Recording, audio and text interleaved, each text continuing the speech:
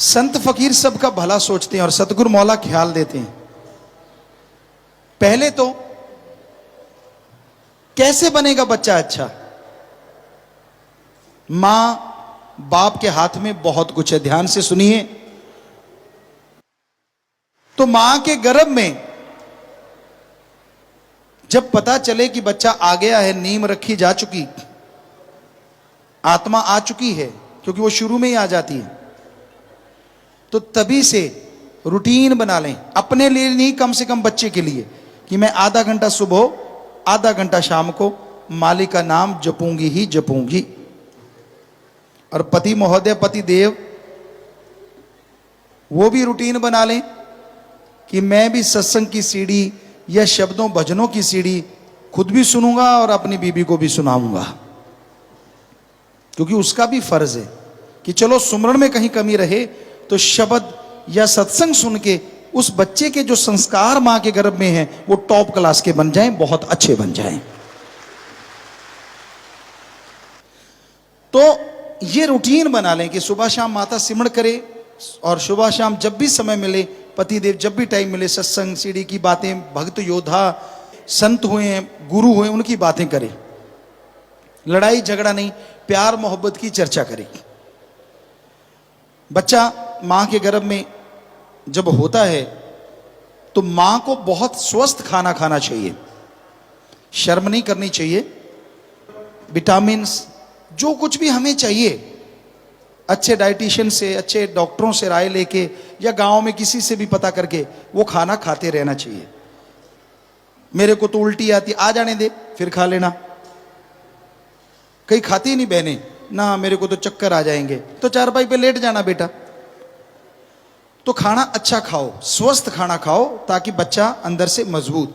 और ये आपके अंदर मां को एहसास होता है, बाप को नहीं पता चलता, मां को एहसास होता है, अंदर तार जुड़ जाती है जब बच्चा गर्भ में आता है। वो क्लोलें करता है, वो कभी करबट लेता है, अंदर से मूवमेंट्स होती हैं। मां के लिए वो गजब का समय होता है। एक अंदर से आनंद आता है, एक लज्जत आती है, यूं लगता है मैं कहीं और लोक में हूं, स्वप्न लोक में हूं, किसी से जुड़ी हुई हूं, मेरी बहुत बड़ी जिम्मेवारी है। वाकई वाकई ऐसे एहसास होते हैं। आप उसका नजारा लें, ना कि ये सोचें कि कोई बीमारी हो गई है आपको। आप इसीलिए तो धन्य हैं मां, क्योंकि इतनी देर अपने अंदर इतना वजन रखना, उसका पालन पोषण करना, अच्छे विचार का स्वामी रहें। चलो कभी किसी बात पे उत्तेजना हो जाती है, लड़ाई झगड़ा होने का अंदेशा हो ही जाता है, तो उस समय पति को चाहिए, क्योंकि बच्चा गर्भ में है पत्नी के, तो वो बाहर चला जाए, नारा लगा के पानी पी ले, कोई तगमा नहीं गिर जाएगा अगर दो बातें पत्नी की सुननी पड़ गई तो। डॉक्टरी हिसाब से भी चेकअप रूटीन में करते रहिए जब भी समय मिले। बच्चा जन्म लेता है, जो भी डॉक्टर साहबान, मां बाप, कोई भी परिवार का मेंबर उनके पास है, बच्चा जब बाहर आता है मां के गर्भ से, तो आसपास वाले सुमन करते रहें, ताकि उसको वही वातावरण मिले जो मां के गर्भ में मालिक से लिब लगी हुई थी।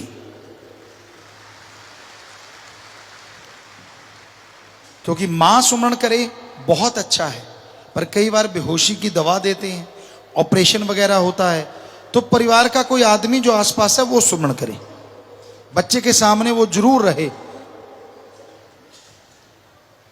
और बच्चे को जब साफ करते हैं डॉक्टर साहबान, यहां तो बोला हुआ है कि सुमरण करें, बाहर पता नहीं कैसे डॉक्टर हों, वो सफाई कर रहे हो तो कोई भी माता बहन पास खड़ी होके सुमरण करती रहे। कोशिश करो बच्चा आंख खोले तो उसको आप सुमरण करते ही दिखें, फिर कहना ही क्या है। बच्चा, हमारी ये कहावत है या कह लो रीत है, बच्चे को घूंटी दी जाती है, घूंटी पिलाई जाती है। ध्यान रखिए,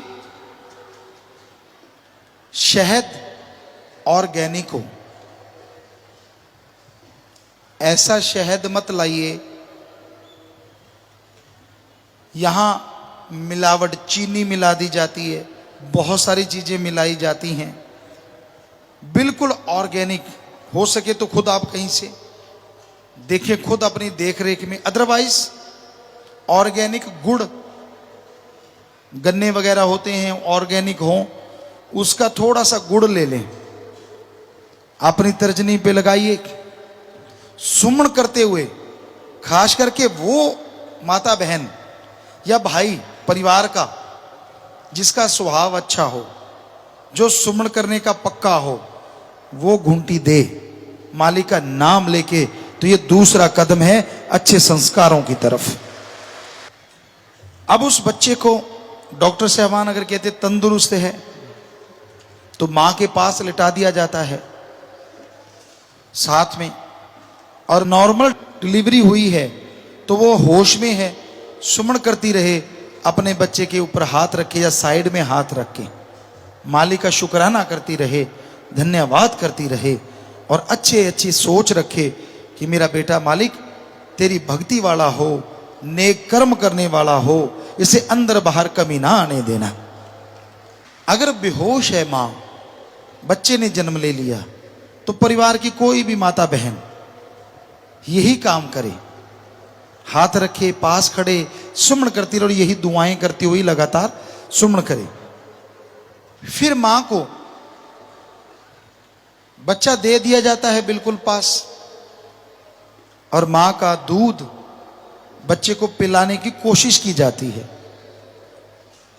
उस समय भी मां सुमरन करे कि मालिक, हे परमात्मा, इस बच्चे के अंदर दूध की जो पहली बूंद जाए वो दूध नहीं, हे मेरे वाहिगुरु, हे मेरे अल्लाह, हे मेरे राम, हे मेरे गॉड, उसे अमृत आबो हयात बना देना और इसको अपने चरणों की तरफ लगा लेना।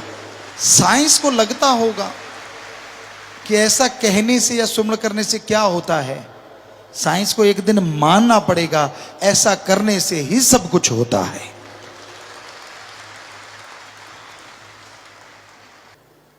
आपने ये सुना होगा, बच्चे को जब भूख लगती है, मां के अन्यास धाराएं शुरू हो जाती, सुना होगा। आज है तो सही, पर शायद कहीं कहीं ऐसा देखने में मिलता है। हमने अब भी देखा है, इस युग में भी देखा है, ऐसा हो रहा है।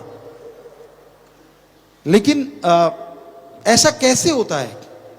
एक भावना मां की जुड़ी रहती है, वो और कामों की तरफ तो ध्यान देना ही देना है, लेकिन एक इनडायरेक्ट, जैसे कहते हैं ना छठी इंद्री होती है, वो एक जाग जाती है, वैसे मां की एक भावना होती है जो बच्चे से हमेशा जुड़ी रहती, कहीं भी रहे, काम धंधा कर रही सब कुछ, लेकिन एक अंत्यकरण से एक तार जुड़ी रहती। वो माता बहनों जरूर जोड़ के रखा करो। दुनिया में आने के बाद वो उसकी पहली खुराक है, और उस खुराक से मालिक का नाम उसके अंदर जा रहा है। और इस तरह जब भी आप फीड दें, मां बच्चे को दूध देती है, फीड देना, तो बहनों या जो मां बनने वाले बहनें हैं, आप सुमन करना ना भूलें।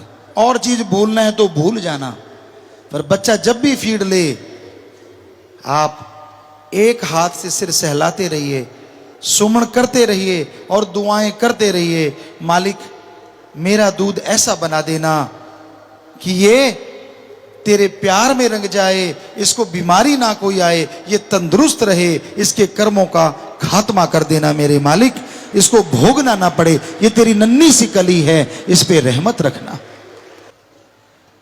और फिर बच्चे को कपड़े पहनाए जाते हैं, नाड़ुआ वगैरह काट के सफाई की जाती है। पुराने जो बुजुर्ग होते थे, परमात्मा का नाम लेके कोई भी कांच का बर्तन, आजकल आप डॉक्टरों से पूछ सकते हैं कि वो जो नाड़ुआ होता है वो किस चीज में रखना चाहिए निशानी के तौर पे, उसको संभाल के रखा जाए तो बहुत बहुत अच्छा होता है। और आज साइंटिस्ट भी मानने लगे हैं कि फ्यूचर में अगर बच्चे को कोई भयानक बीमारी मालिक ना करे ऐसा हो, पर हो जाए बीमारी, तो वो जो यहां से कटा हुआ नाड़ुआ है उससे उसका इलाज संभव हो सकता है। ये बहुत बड़ी बात है।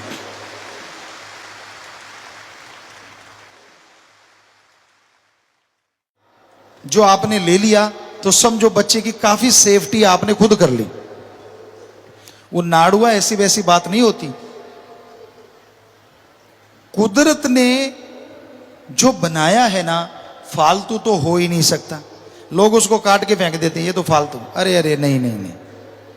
अब डॉक्टर भी मानने लगे हैं बड़े बड़े कि अगर उसको संभालो तो लाइलाज रोगों में वो इलाज बन सकता है। तो प्यारी साथ संगतियों, अब बच्चे की दिनचर्या क्या होनी चाहिए। बच्चा सोता कम है और जागता भी कम है। 2-3 घंटे सो गया, फिर जाग गया, फिर सो गया, फिर जाग गया। ज्यादातर वो सोया रहता है। ये नॉर्मल है, कोई डरने की बात नहीं होती। कई छोटे से बच्चे को नहलाते इतना रगड़ रगड़ के हैं, उनके हाथ घोड़े के खरखरे की तरह होते हैं। ऐसा मत करो। कोमल है, बिल्कुल लूज हैंड से उसको अगर नहलाना भी है, बिल्कुल लूज हैंड से उसको नहलाएं। ऐसे ऐसे मत रगड़ो। उसके कोई मैल थोड़ी ही लगी, अभी तो गर्भ से बाहर आया है। कई बहनों को होता नहीं, सवार सवार के बत्तियां ला दें, बत्तियों की जगह चमड़ी उतार देते हैं, इन्फेक्शन हो जाता है। तो ऐसा नहीं करना चाहिए। बिल्कुल लूज हैंड, सॉफ्ट, बिल्कुल हाथों से उसको अगर नहलाना पड़े नहलाइए। अदरवाइज कोई बहुत ही मलमलदा कपड़ा, पंजाबी कहा करते हैं, बिल्कुल नरम कपड़ा उसको भिगोएं, या कॉटन ऐसी हो जिसको उबालें पानी में कई बार, और उबालने के बाद निचोड़ उसी पानी से, फिल्टर्ड पानी हो उसको उबाल के उसमें भिगो के उस कॉटन से बच्चे को साफ कर सकते हैं। कोई गलत बात नहीं। पर साफ करते भी सुमरण करते रहिए। सुमरण सबसे बड़ा और अहम रोल अदा करता है। नहला दिया, कपड़े पहना दिए और उसको खुला छोड़ें। आजकल नई टेक्निक आ गई है। बच्चे को पहले क्या होता था, नरम सा कपड़ा खुला सा बांध देते थे, पंजाबी में पोतड़े कहते थे। आजकल वो आ गया है डाइपर। डाइपर और टाइट कर, दूसरे शब्दों में बोले डाल डाइपर और टाइट कर, जो कि गलत है। हम ये नहीं कहते कि डाइपर डालो ना, डालो। सफर कर रहे हो, कहीं जा रहे हो, अब जब आपके घर में बच्चा चारपाई पे लेटा है, आप डाइपर डाल के उसको टाइट कर देते हो सारा। उसे खुला रहने दो, नेचुरल तरीके से जीने दो उसको।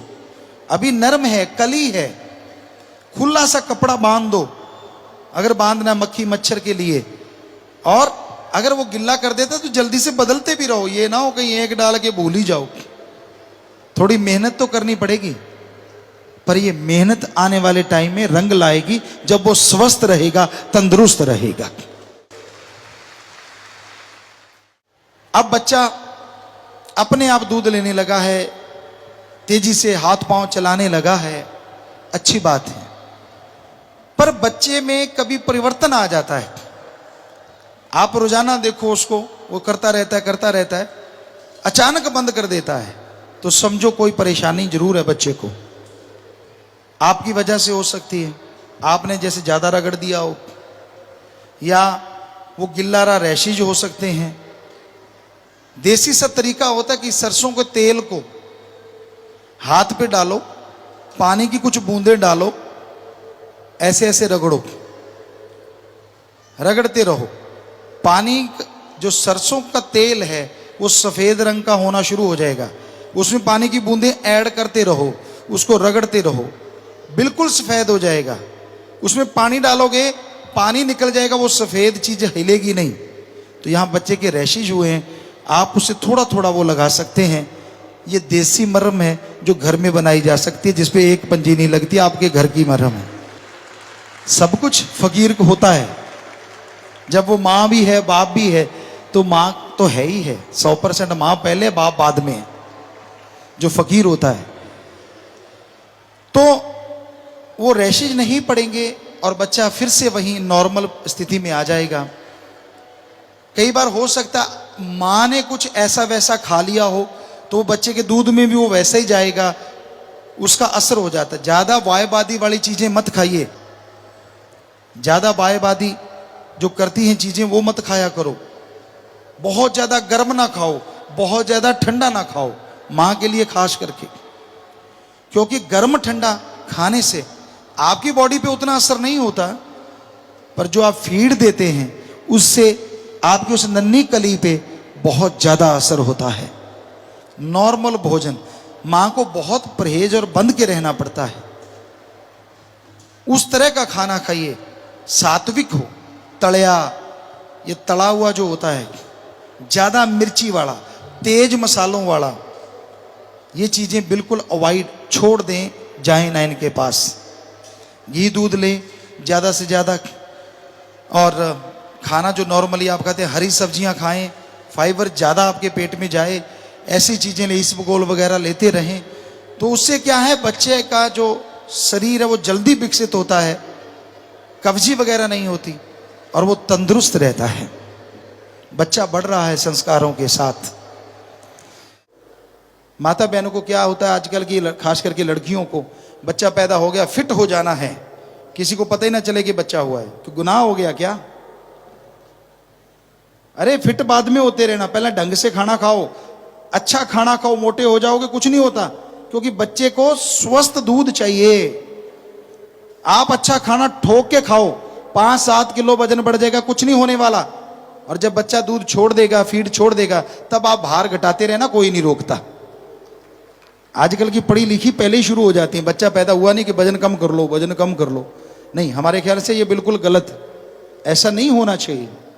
जब बच्चा दूध छोड़ देता है उसके बाद आप अपने फिगर को जो मर्जी जैसा मर्जी तराश लो, कोई खास बात नहीं। इसमें पति देव को भी साथ सहयोग देना होगा कि हाँ भाई आप डट के खाओ, उसके लिए अच्छी चीजें उपलब्ध करवाए, ताकि बच्चा आपका तंदुरुस्त हो। तंदुरुस्त बच्चा होगा, तंदुरुस्त सोच होगी, भक्ति करेगा, तो यकीनन समाज को बदल सकता है, इस गंदगी को उठा के फेंक सकता है जो समाज में काम वासना, क्रोध, लोभ, मोह, अहंकार, मन माया, भ्रष्टाचार, ठगी, बेईमानी की फैली हुई है। या बच्चे की अच्छी देखभाल होने लगी है, पर जो भी परिवारजन उसके पास आते हैं, मां तो हमेशा पास रहती है, अब देखने वालों की भीड़ होती है, रिश्तेदार आ गई, ये बुआ जी आई है, ये फूफा जी आया है, ये मामा जी आया है, ये मामी जी आई, आना चाहिए, सारे ही आओ। हम नहीं रोकते कि उनको आने ना दो, पर आने से पहले गुनगुना पानी या गर्म पानी हो, गांव में और नहीं तो नीम के पत्ते उबाल के रखो उस पानी में, और जब वो बच्चे के कमरे में जाएं, दूर दराज से आए हैं, या तो वो नहा के जाएं या फिर हाथ पांव धो के, मुंह धो के जाएं उस नीम वाले पानी से, ताकि बैक्टीरिया, वायरस बच्चे के पास ना जाए। ये भी अति जरूरी है कि आप अपने बच्चे को बहुत प्यार करते हैं, करना चाहिए, लेकिन किसी करने से बच्चे का प्यार बढ़ नहीं जाएगा। पता नहीं आपके मुंह में कितनी तरह की गैस गर्म होगी, नहीं गैस तो एक ही होगी, पर घबराइए मत। मतलब बच्चे के लिए तो कई तरह की होगी ना, बैक्टीरिया है, वायरस है, गर्म हवा है, वो सहन नहीं करता। आप किस्सी ले रहे हैं और उसकी मिस्सी हो रही है, वो कहता है मेरे साथ मिसबिहेव क्यों कर रहे हैं ये, और आपको लगता है ना ना मेरा बेटा है, अरे तेरा ही रहेगा, दूसरे का, पड़ोसी का तो होने से रहा। इन चीजों को अवॉइड कीजिए, क्योंकि आपके मुंह में बैक्टीरिया हो सकते हैं, वो नन्ही सी कली के पास कुछ भी नहीं है ऐसा, तो ये परहेज रखना जरूरी है। कई मुंह में उंगली डाल देते हैं, पता नहीं कहां कहां से वो लगाई होती है, और उसके मुंह में ले ले ले लेके देख, लेके देखने को क्या कुल्फी है, उंगली है, क्यों उसको बेचारे को तंग करने पे लगे हो। प्यार कीजिए, दूर से भी कर सकते हैं। तो बच्चा बढ़ता जा रहा है और आप ये परहेज रख रहे हैं, यकीनन बहुत सी बीमारियां नहीं आएंगी आपके बच्चे को, अगर आप इन बातों पे अमल करेंगे। और हो सके तो आने वाले जितने भी लोग हैं आए और बच्चे को आके नारा जरूर लगाएं। कहीं वो भूल गया हो, माया के खिलौनों में उलझ रहा हो, नारा लगाते ही उसको मालिक याद आएगा और वो खुशी से फिर हर्षा जाएगा, महक जाएगा। तो प्यारी साथ संगत जियो, यूं बच्चा बड़ा होता जा रहा है, फिर वो करवट बदलने लगता है। मां बहुत बड़ा गाइड होती है, बहुत बड़ा गुरु होती है अपने बच्चे का। तो उसको वो गाइड क्या करे कि बच्चा जब थोड़ा कई दिनों का या महीनों का हो चला है तो उसको करवट खुद दिलाए, कोशिश करे इधर उधर इधर उधर। वैसे तो छोटे बच्चे को दिलाते रहना चाहिए, क्योंकि अगर एक जगह लेटा रहता है तो उसकी स्किन इन्फेक्शन होने का डर रहता है। और कभी उसको सीधा लिटाओ, कभी उसको टेढ़ा करो, कभी अपने छाती पे ऊपर लिटा लो, बाप या माँ, ये भी जरूरी है, उसकी पोजीशन बदलते रहना। फिर बच्चा उल्टा हो जाता है, कोई घबराने की बात नहीं होती, और फिर वो बैठने की कोशिश करने लगता है, कुछ बोलने लगता है। कई उसे कहते पापा बोल, और माँ कहते नहीं मम्मा बोल। तो उसका बज जाता है ढोल, क्या बोलूं ना। वो पामा करते रहते हैं बच्चे, हमने देखा है, क्योंकि दोनों चाहते कि मेरा नाम पहले ले। तो कितना अच्छा हो अगर वो मालिक या दाता या राम कहना सीख जाए, कमाल हो जाए। तो इस तरह ये संस्कार आप अपने बच्चों को देते रहें। मां कुछ भी खाना ले सुमण करके लेती रहे, तो यकीनन बच्चे जो होंगे जरूर अच्छे संस्कारों वाले होंगे। तो बच्चा जब लुढ़कना शुरू करता है तो बच्चा उल्टा होएगा, तो नेचुरली उसके जो एक्सरसाइज है वो होती रहेगी, करवटें बदलते रहिए, तो वो एक्टिव जल्दी होगा। हाथ पांव मारता मारने दो, क्योंकि बच्चा जितना हिलता है ऐसा करता है, कभी कभार रोता है तो भी कोई गड़बड़ नहीं, रोने से भी बच्चे का विकास होता है, उसकी आवाज, कंपन, बोलना सब विकसित होता है। इसे डरा ना करें। बच्चा उठना चाहता है, उसकी मदद कर दीजिए, सुमन करते रहिए, और जब लगे कि ये अब लुढ़कने लगेगा, कितना अच्छा हो कि आप जो गर्भ में टेप सुना करते थे, शब्द या सत्संग, उसी टेप सत्संग को लगा दें सामने, या कोई फोटो अपने पीर फकीर की लगा दें, जो भी आपको ठीक लगे, बुजुर्गों की लगा दें, अपने अच्छे नेक लोगों की, और वहां टेप रख दें, शब्दवाणी चले और वो उस फोटो की तरफ लुढ़क के आए, तो ये संस्कारों की तरफ बहुत बड़ा स्टेप है। वो उस आवाज को फॉलो कर रहा है, उस फोटो को फॉलो कर रहा है, और मां बाप जो पास बैठे देख रहे हैं, सुमन करके यही दुआ करें कि मालिक इसने चलना अभी शुरू किया ही है और ये आपकी तरफ आ रहा है, आखिर तक ऐसे ही इसके कदम राम नाम की तरफ चलते रहें, मालिक की भक्ति इबादत में आगे बढ़ते रहें। बच्चे को बुखार होता है, कई बार गर्म सर्द हो जाता है, ये आपकी लापरवाही से हो सकता है, कर्म रोग हो सकता है, तो गर्दन में भी आप हाथ लगा के देख सकते हैं उसको टेम्परेचर है कि नहीं। उल्टा हाथ यहां, कई बार माथा ठंडा हो जाता है, एसी वगैरह चलते हैं या ऐसा, तो ये गर्दन भी एक ऐसी जगह होती है, ये नाड़ियां हमारी जो जल्दी बता देती हैं कि भाई बच्चे का टेम्परेचर कैसा है, किस तरीके से जा रहा है। वैसे बहुत से यंत्र आ गए हैं, आप उनसे चेक कर सकते हैं। थर्मामीटर तरह तरह के आ गए, माथे पे लगने वाला, कान में डलने वाला, काख में लगने वाला, बहुत से हैं। लेकिन देसी सा तरीका ये भी है, अनुभवी आदमी अगर उसे चेक कर ले तो वो बता सकता है कि हाँ बच्चे को बुखार है, उसके हाव भाव चेंज होते हैं, उसका चेहरे का रंग चेंज हो जाता है। तो ये भी एक संस्कार है कि उस समय सुमन करते हुए कोई अच्छी सी दवा दें। तुलसी अगर माँ चाह में डाल के पीती रहती है, खास करके शाम तुलसी, काली तुलसी जब माँ पिए तो दूध में या चाय में 2-4 पत्तियां डाल ले या 5-7 डाल ले, उस मौसम के अनुसार उसको हमेशा पिए डेली, तो बच्चे को नजला जुकाम नहीं होता और बुखार की संभावना बहुत कम हो जाती है।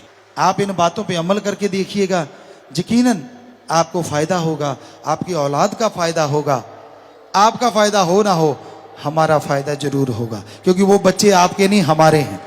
हमें उनका ज्यादा फिक्र है कि वो नेक बने, अल्लाह वाहिगुरु से मिलें और इस जीवन में, इस मृत्यु लोक में रहते हुए परमानंद अनामी की लज्जतें लेते रहें, खुशियों से माला माल होते रहें, उनकी जिंदगी में दुख ना आए।